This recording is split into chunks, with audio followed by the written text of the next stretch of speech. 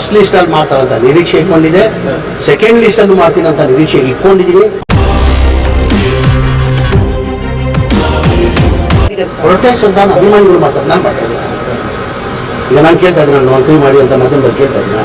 ಅಭಿಮಾನಿಗಳು ಎಲ್ಲರೂ ಸಹಜ, ಅವರವ್ರ ಅಭಿಮಾನಿಗಳು ಅವರವರು ಅವ್ರ ಲೀಡರ್ನ ಮಂತ್ರಿ ಮಾಡೋಂತ ಕೇಳೋದಂತ ಎಲ್ಲ ಕಡೆ ಸಹಜ. ಸುರೇಶ್ ಅವ್ರಿಗೆ ಮೊದಲೇ ಬಾರಿ ಏನು ಭೇಟಿ ಮಾಡ್ತಿಲ್ಲ. ಬೆಂಗಳೂರಲ್ಲಿ ನಾನು ಕ್ವಾರ್ಟರ್ಸಲ್ಲಿ ಇದ್ರೆ ಅವ್ರು ಬರ್ತಾರೆ, ಅವ್ರು ಯಾವಾಗ ಇಲ್ಲಿದ್ರೆ ಅವ್ರ ಮನೆಗೆ ಬಂದು ಭೇಟಿ ಮಾಡೋದು ನಾವು ಇಬ್ಬರದು ಸಹಜ. ತಿಂಗಳಿಗೆ 4 ಸತಿ ಭೇಟಿ ಮಾಡ್ತೀವಿ ನಾವು. ಎಷ್ಟು? ತಿಂಗಳಿಗೆ 4 ಸತಿ. ನೀವು ನೋಡಿರ್ಬೋದು ಭಾಳ ಸತಿ. ಅವ್ರು ನನ್ನ ಫೋನ್ ಮಾಡ್ತಾರೆ, ಅವ್ರು ಕ್ವಾರ್ಟರ್ಸಲ್ಲಿ ಇದ್ರೆ ಕ್ವಾರ್ಟರ್ಸ್ಗೆ ಬರ್ತಾರೆ, ಇಲ್ಲ ನಾನು ಇವ್ರ ಮನೇಲಿದ್ರೆ ನಾನು ಬರ್ತೀನಿ. ಅದು ಮಾಮೂಲಿ, ನಮ್ದು ಇಬ್ಬರು ಸ್ನೇಹಿತ ಇವತ್ತಿಂದ ಇಲ್ಲ, ಭಾಳ ವರ್ಷದಿಂದ ಇರೋದು ನಾವು.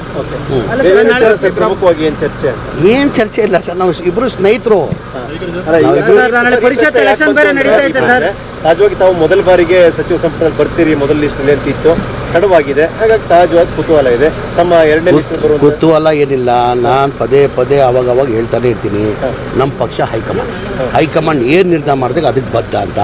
ಫಸ್ಟ್ ಲಿಸ್ಟಲ್ಲಿ ಮಾಡ್ತಾರಂತ ನಿರೀಕ್ಷೆ ಇಟ್ಕೊಂಡಿದೆ, ಸೆಕೆಂಡ್ ಲಿಸ್ಟಲ್ಲೂ ಮಾಡ್ತೀನಿ ಅಂತ ನಿರೀಕ್ಷೆ ಇಟ್ಕೊಂಡಿದ್ದೀನಿ. ಮಾಡಿಲ್ಲ ಅಂದರೂ ನನಗೇನು ಸಮಸ್ಯೆ ಇಲ್ಲ, ತೊಂದರೆ. ಏನಕ್ಕೆ ಪ್ರೊಟೆಸ್ಟ್ ಅಂತ ನಾನು ಅಭಿಮಾನಿಗಳು ಮಾಡ್ತಾರೆ, ನಾನು ಮಾಡ್ತಾ ಇದ್ದೀನಿ. ಈಗ ನಾನು ಕೇಳ್ತಾ ಇದ್ದೀನಿ, ನಾನು ಮಂತ್ರಿ ಮಾಡಿ ಅಂತ ಮಾಧ್ಯಮದಲ್ಲಿ ಕೇಳ್ತಾ ಇದ್ದೀನಿ.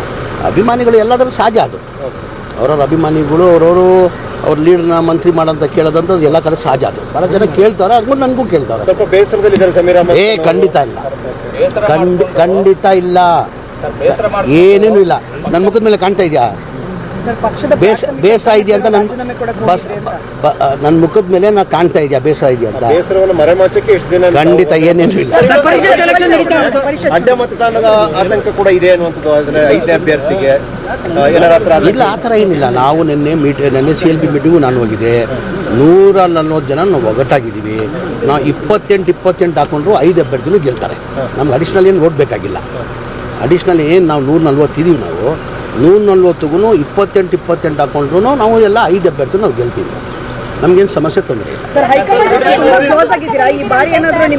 ಯಾರು ಹೇಳಿದ್ರು ನಿಮಗೆ ಹೈಕಮಾಂಡ್ ಅಲ್ಲಿ ಕ್ಲೋಸ್ ಇದೆ ಅಂತ? ವೇಣುಗೋಪಾಲ್ ಅವರ ಪರವಾಗಿ ಕೇರಳಕ್ಕೆ 30 ದಿನ ಅಲ್ಲೇ ಇದ್ರಿ. ಎಲ್ಲಿ? ನಾನು ಕೇರಳ ಚುನಾವಣೆಗೂ ಹೋಗಿದೆ, ತೆಲಂಗಾಣ ಚುನಾವಣೆಗೂ ಹೋಗಿದೆ. ಪಕ್ಷ ನನಗೆ ಏನೇನು ಜವಾಬ್ದಾರಿ ಕೊಟ್ಟಿದೆ ಆ ಜವಾಬ್ದಾರಿನ ನಾನು ನಿಭಾಯಿಸ್ಕೊಂಡು ಬಂದಿದ್ದೀನಿ. ಮುಂದೇನು ಪಕ್ಷ ಏನು ಜವಾಬ್ದಾರಿ ಕೊಡ್ತಾರೆ ಅದು ನಿಭಾಯಿಸ್ತೀನಿ.